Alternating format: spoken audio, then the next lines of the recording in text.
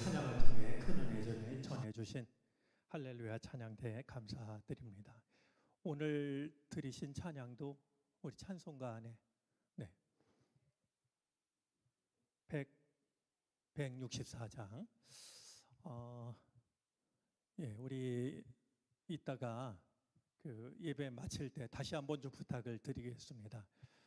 이렇게 은혜로운 찬양이 우리 찬송가 안에 있는데 우리가 모르고 지나가고 있다라는 생각이고, 또 우리 할렐루야 찬양대를 통해서 그런 찬송을 듣게 되니까 더욱 은혜가 됩니다. 귀한 사명 우리 끝까지 잘 감당했으면 좋겠습니다.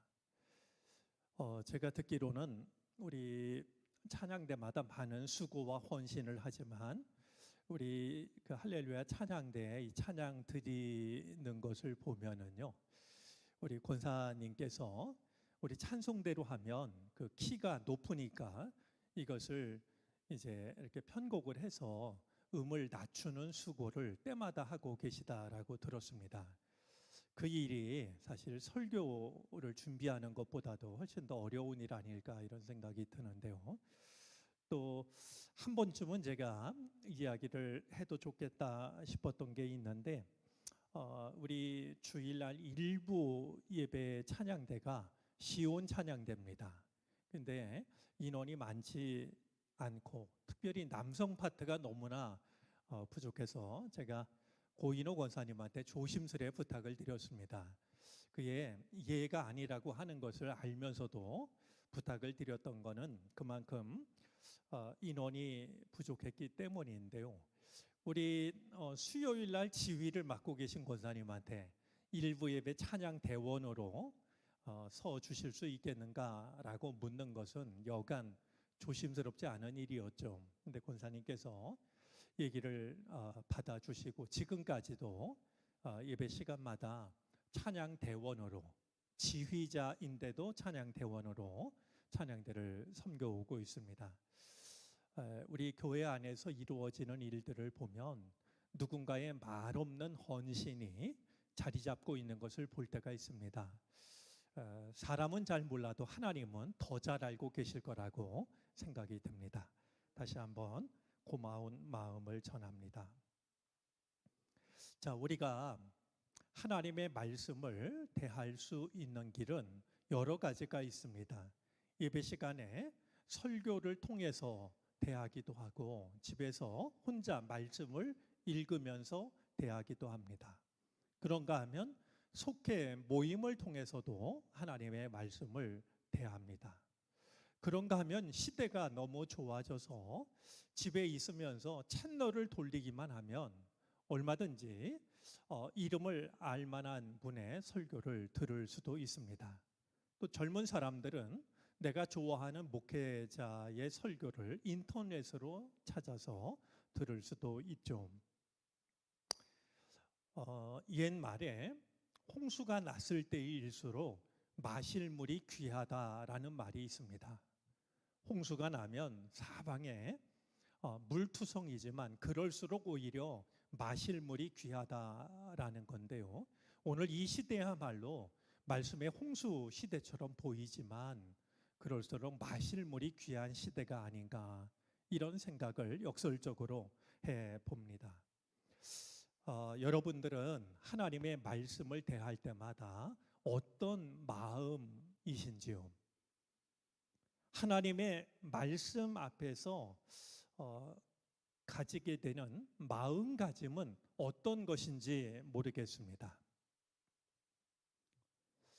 우리 도덕경이라는 노자라고 불리우는 책에 보면은요, 이런 말이 있습니다. 훌륭한 선비는 도를 들으면, 진리의 말을 들으면 힘써 행하려고 하고, 중간쯤 가는 평범한 선비는 도를 들으면 긴가민가하고,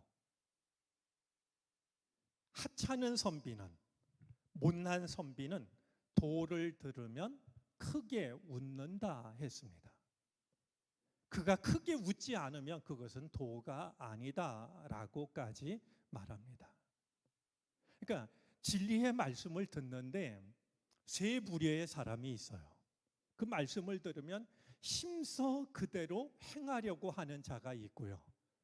긴가민가하는 자가 있습니다. 저 말이 진짜일까? 긴가민가하는. 그런데 이 못난 선비는요, 하찮은 선비는 크게 웃는다는 거예요. 세상에 저게 말이 돼? 그런데 그가 웃지 않으면 그것은 진리의 말씀이 아니다라고 말하고 있으니 하나님의 말씀 앞에서 우리가 가져야 될 마음가짐이 얼마나 중요한지 돌아보지 않을 수가 없게 됩니다. 예수님께서도 씨앗은 같지만 그 씨를 받아들이는 밭의 상태에 따라서 결과는 달라진다라고 말씀을 하셨습니다. 씨 뿌리는 자의 비유이죠. 여러분, 올 여름이 심상치 않다고 하는데요. 이제 농촌에서요, 비가 오지 않으면 사실은 하늘만 이제 쳐다보게 되는데요. 모를 심을 때가 됐는데도 비가 오지 않아서 논에 물이 없으면은요. 그래서 모판에 모가 신누렇게 타들어가면은요. 사실 농부의 마음이 더 타들어갑니다. 이걸 농사 져서 뭐라도 걷어들여야 가족들을 굶기지 않는데 모판에 모는 새빨갛게 타들어가는데 논에 물이 없으면 말이죠. 이거 기가 막힌 일 아니겠습니까? 그럼 농부가 어떻게 했냐 하면은요. 하늘만 바라보면서 하늘을 원망하거나 발만 동동 구르지 않았습니다.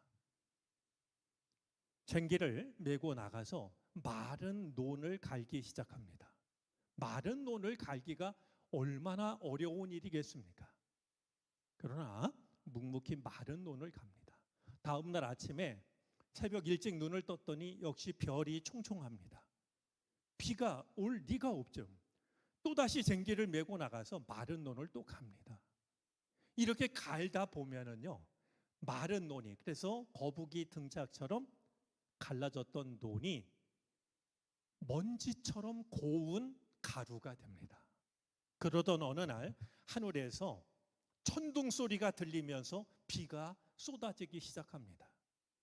천둥 소리가 나야 농사를 지을 수 있는 땅을 천둥지기라고 불렀습니다. 천둥지기에 또 다른 우리말이 있는데 하늘바라기입니다. 하늘만 바라보는 땅이 바로 천둥지기였던 거예요. 자, 그러면 이 하늘에서 떨어진 비가 먼지처럼 변한 논에 떨어지기 시작하면 논은 금방 곤죽이 됩니다. 보통 때 논은 갈고 삶고 그래야 모를 심을 수 있는데요. 곤죽이 된 논에는요, 모를 꽂기만 하면 됐습니다. 시간도 없고 늦었고 말이죠. 그러니 뻘겋게 타들어가던 모판에 모를 가져다가 그냥 눈물로 꽂는 거죠. 더운 날에 마른 논을 갈았던 것을 더운 가리라고 불렀습니다. 사실 우리가 하나님의 말씀을 들을 때면 더운 가리가 필요합니다. 그냥 마른 땅으로 나와서 한번 내 마음을 변화시켜 봐달라고 이렇게 요구하는 것이 아니라 세상 살면서 마음이 굳어졌다 할지라도 은혜가 바닥이 났다 할지라도 그냥 나오는 게 아니라 더운 가리를 하고 나오는 거죠. 그때 우리에게 전해지는 말씀이 생명의 말씀이 될 수가 있을 겁니다.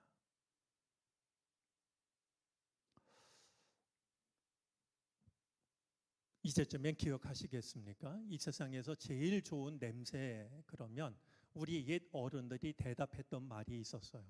여러분들은 세상에서 어떤 냄새가 제일 좋으신지 모르겠어요. 요새 젊은 사람들은 뭐 커피 볶는 냄새 이쯤 대답할지 모르겠지만요. 옛 어른들은 뭐라고 그러냐 하면 하늘에서 떨어지는 빗방울이 석 달 가뭄 끝에 말라있는 흙먼지를 적실 때 나는 냄새가 가장 좋다고 그랬어요. 석 달 가뭄 끝에 하늘에서 떨어지는 빗방울이 마른 흙을, 마른 땅을 적실 때 그때 나는 냄새 말이죠. 하나님의 말씀을 들을 때 우리가 그런 은혜를 사모하고 듣는 것이 필요할 겁니다. 고전 중에 박지원 씨가 쓴 열하 일기가 있는데요. 중국 기행을 다녀오면서 쓴 글이죠. 그런데 그가 처음으로요, 요동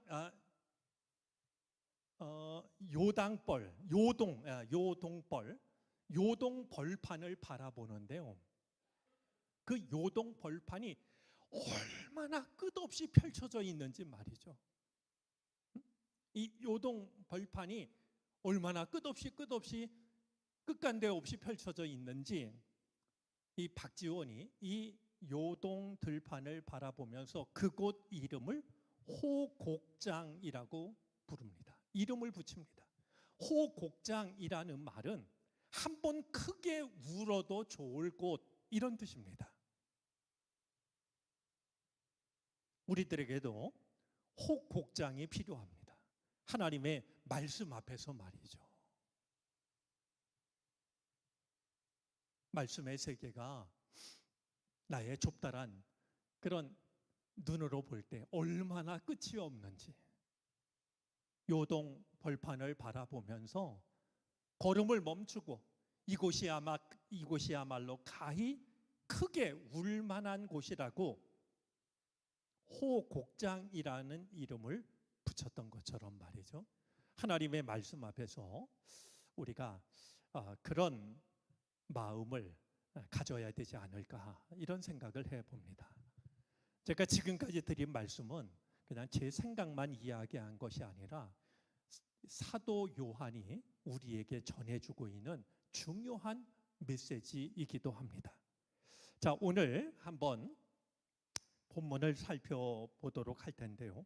오늘 본문 속에는 크게 울고 있는 요한이 나옵니다.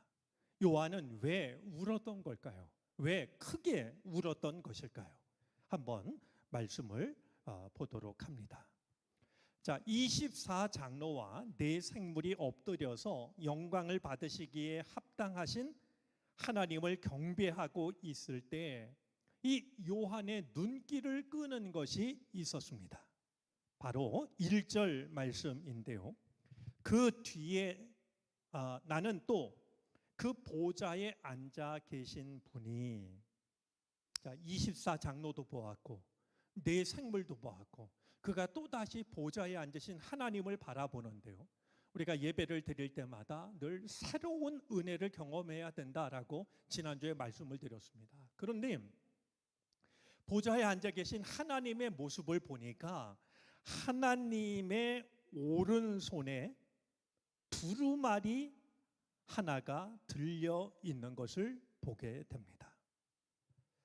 자, 하나님의 오른손, 성경은 늘 하나님의 오른손에 관해 말씀을 합니다.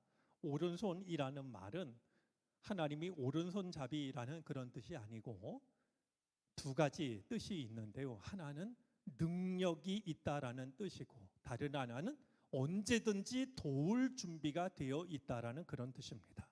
그래서 성경은 늘 하나님이 오른손으로 우리를 도우신다라고 이렇게 말씀하시는데 그 오른손에 뭐가 들려 있나 보니까 두루마리 하나가 하나님의 오른손에 들려 있습니다. 자, 그런데 이 두루마리는 안팎으로 글이 적혀 있고 7인을 찍어 봉하여 놓은 것이었다. 요한이 차마 하나님의 얼굴은 감히 바라보지 못했을 텐데요. 하나님의 오른손에 들고 계신 두루마리를 가만히 바라보니까 글이 안팎으로 적혀져 있고 인이 7개가 찍혀 있는 것을 보게 되었던 겁니다. 자, 안팎으로 글이 적혀 있다라고 하는 것은요, 그 내용이 적지가 않다, 내용이 많다, 이런 의미가 되겠죠. 성서학자들은 이 안팎으로 글이 쓰여져 있다라고 하는 것을 구약과 신약으로 이해를 한 사람도 있습니다. 여러분에게 은혜가 되신다면 그렇게 이해를 해도 크게 어색하지 않은 이해가 될 겁니다. 그런데요, 안팎으로 글이 쓰여져 있었다라고 하는 것은 어떤 의미가 있냐면 결정적이다라고 하는 겁니다. 미완의 글이 아니라, 미완의 내용이 아니라 결정적인 내용이라는 거예요. 또 하나 어떤 뜻이 있냐 하면 하나님의 말씀은요, 읽을 수 있는 내용도 있고 이면에 숨겨진 내용도 있다라는 것을 돌아보게 합니다. 여러분, 우리가 오해하지 말아야 될 것은요, 내가 읽고 있는 말씀이 하나님 말씀의 내용의 전부가 아니라고 하는 것. 아무리 성경을 천독만독한 사람이라 할지라도요, 내가 읽고 있는 것이 하나님 말씀의 전부가 아닙니다. 그 반대편에도 하나님의 말씀이 가득 적혀져 있는 거예요.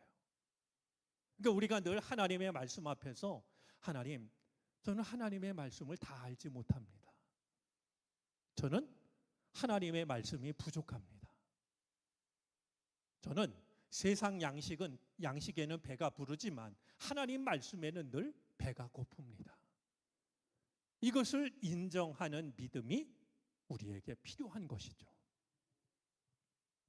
자, 그런데 7인으로 봉하여져 있다 했는데요.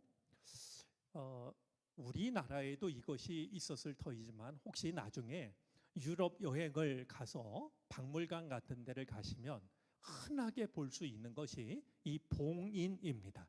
편지를 다 쓴 다음에 지금도 중요한 내용을 담은 편지 봉투는요, 봉인을 합니다. 어떻게 하냐 하면 이렇게 풀로 붙인 뒤에 이걸 뜯어보지 못하게, 뜯었나 안 뜯었나를 확인하기 위해서 이렇게 표시를 하고, 어떤 때는 이름을 쓰기도 하고 어떤 때는 도장을 찍기도 합니다.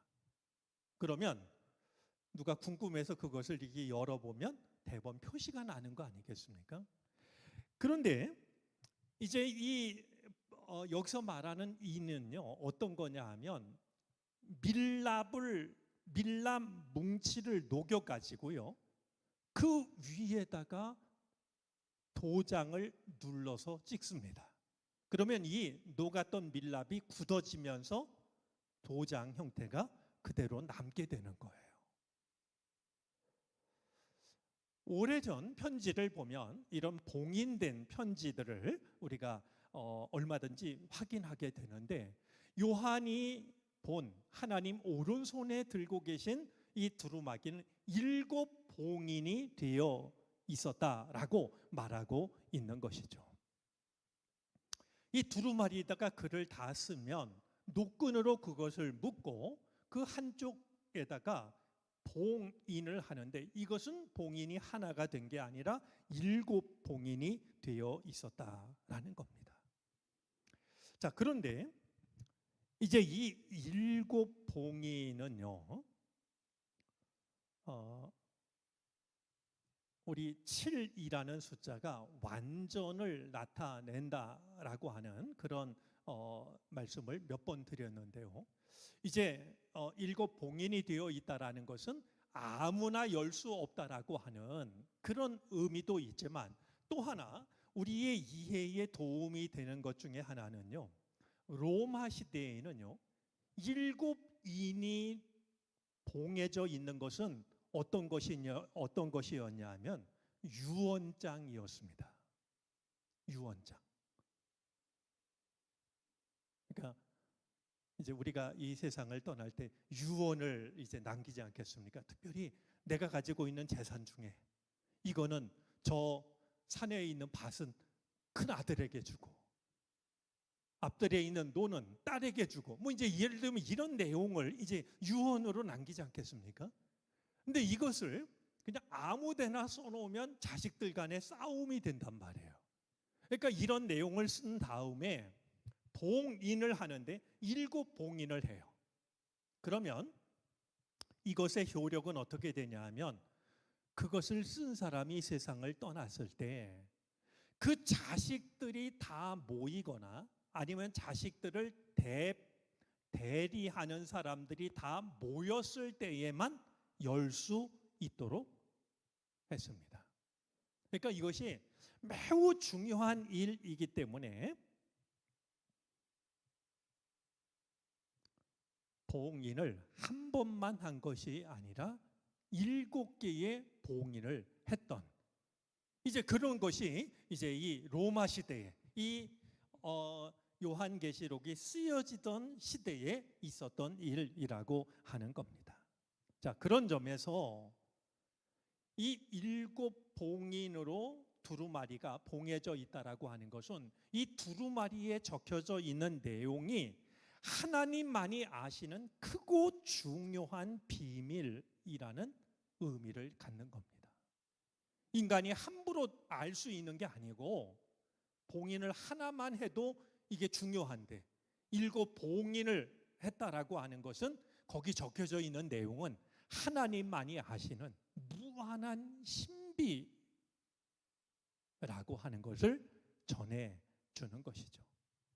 더더군다나 이 두루마리가 하나님 오른손에 있었다라고 하는 것은 그 글을 쓰신 분도 하나님이시고 두루마리의 소유도 하나님이시라고 하는 것을 보여주고 있는 겁니다. 자, 그런데 이제 2절 말씀입니다. 내가 보니 힘센 천사가 큰 소리로 이 봉인을 떼고 두루마리를 펴기에 합당한 사람이 누구인가 하고 외쳤다 했습니다. 여러분, 힘 있는 천사, 그냥 천사가 아니라 힘 있는 천사입니다. 힘 있는 천사는 계시록에 3번 나오는데요. 이 힘 있는 천사는 마치 하늘의 대변인과 같은 역할을 합니다.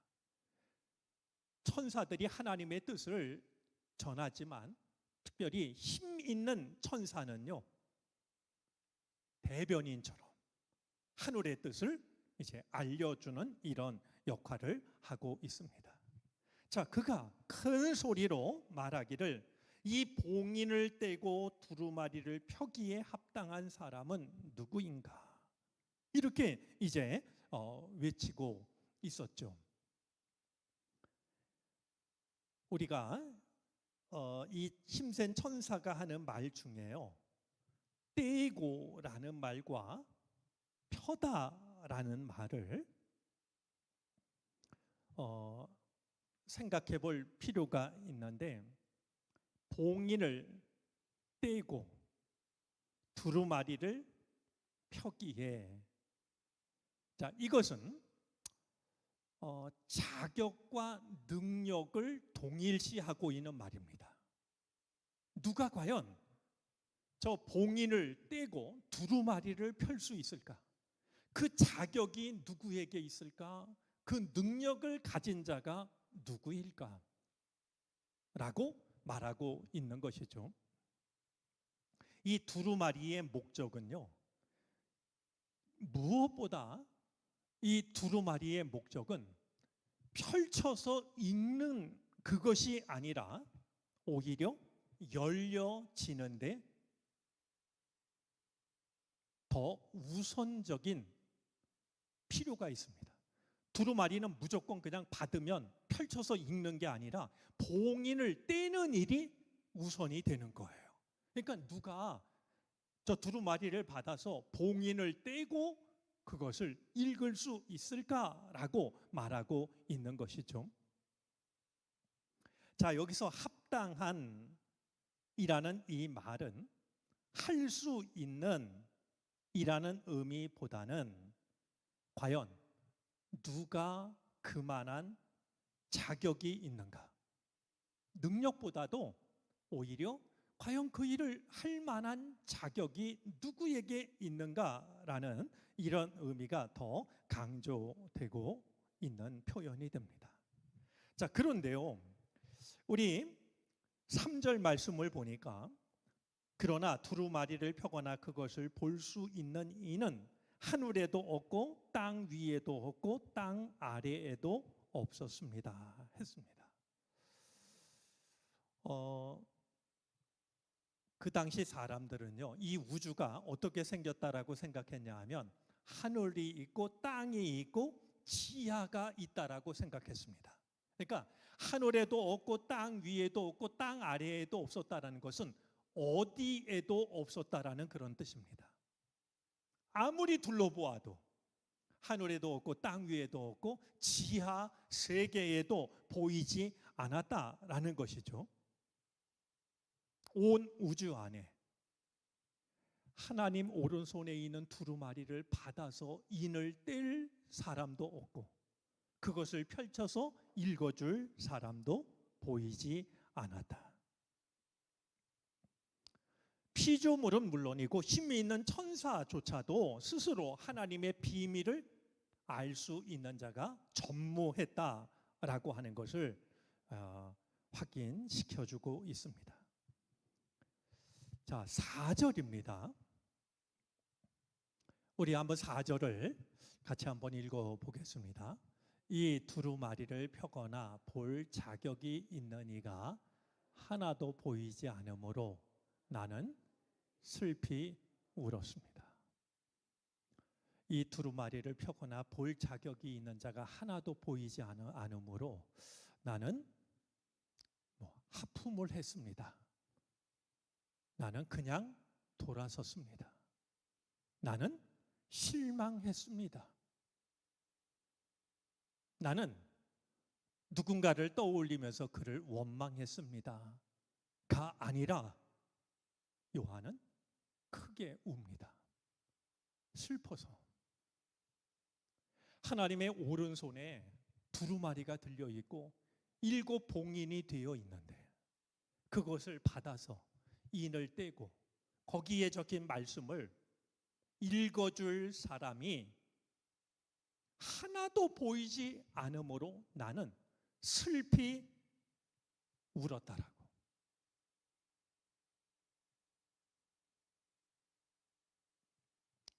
우리가 하나님 말씀 앞에서 가져야 될 마땅한 태도가 무엇인지를 요한은 우리에게 보여주고 있습니다. 어디를 둘러보아도 나에게 하나님 말씀의 비밀을 알려줄 사람이 보이지 않기 때문에 요한은 슬피 울었던 겁니다.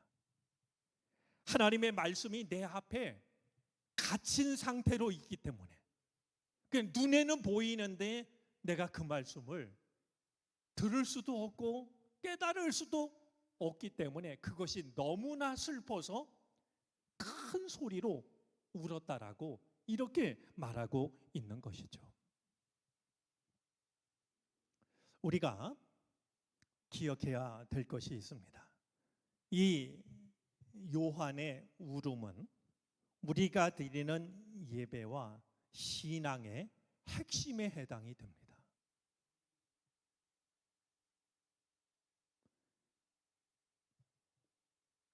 우리가 흔히 쓰는 말 중에 예배를 본다라고 말합니다. 예배는 보는 게 아닙니다. 찬양대가 노래를 얼마나 잘했나 평가하는 게 아니고요. 오늘 설교가 몇 점이나 되나 보는 게 아닙니다. 하나님의 말씀을 내게 전해줄 사람이 보이지 않아서 슬피 울었던 이게 예배의 핵심입니다. 그리고 이게 신앙의 핵심입니다. 다른 건 부차적인 것이고 부수적인 것이 됩니다. 요한의 이 큰 울음은 바로 우리들의 울음이 되어야 되고 교회의 울음이 되어야 됩니다. 때가 되면 순서대로 예배를 드리는 것으로 끝나는 게 아니고요. 예배를 통해서 하나님의 말씀이 봉인된 채로 묶여 있는 것이 아니라 누군가가 봉인된 말씀을 해제해서 그 말씀이 무엇인지 그 말씀의 뜻이 무엇인지를 들려주는 것, 그것을 경험하는 것, 그것이 예배가 되어야 되고 하나님의 말씀 앞에서 우리가 누려야 될 은총이 되어지는 겁니다. 오늘 이 요한의 큰 울음이 우리들 마음속에 각인이 되어졌으면 좋겠습니다. 그냥 지식으로 남는 게 아니라 믿음의 핵심은 봉인된 하나님의 말씀 앞에서 큰 소리로 우는 거구나.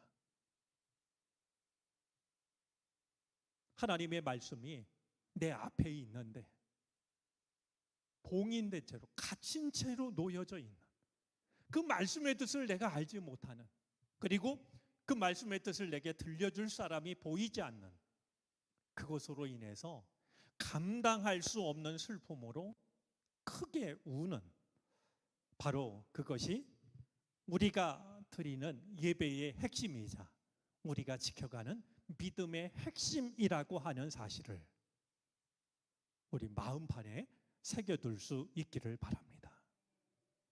제가 일부러 오늘 4절까지 말씀을 나눴는데요, 울고 있는 요한에게 하나님께서 베풀어 주시는 은혜가 있습니다. 우리가 주님 앞에서 이 마음으로 슬피 울게 될 때 하나님은 우리를 울게 내버려 두시는 게 아니라 우리에게 은혜를 주십니다. 그 은혜가 어떤 은혜인지는 우리 이어지는 말씀이 우리에게 전해주고 있는데요, 우리 다음 시간에 봉해진 말씀 앞에서 그것을 받아 인을 떼고 그것을 펴서 읽어줄 사람이 보이지 않아 슬피 울고 있는 요한에게 하나님은 어떤 은혜를 주셨는가, 우리가 다음 시간에 함께 살펴보도록 하겠습니다. 네, 다시 한번 봉인된 말씀 앞에서 큰 소리로 울었던 이 요한의 모습을 내 마음속에 새겨두고 하나님의 말씀 앞에서 우리가 내가 가져야 될 마음이 어떤 마음인가 돌아보는 우리가 되어지기를 바랍니다.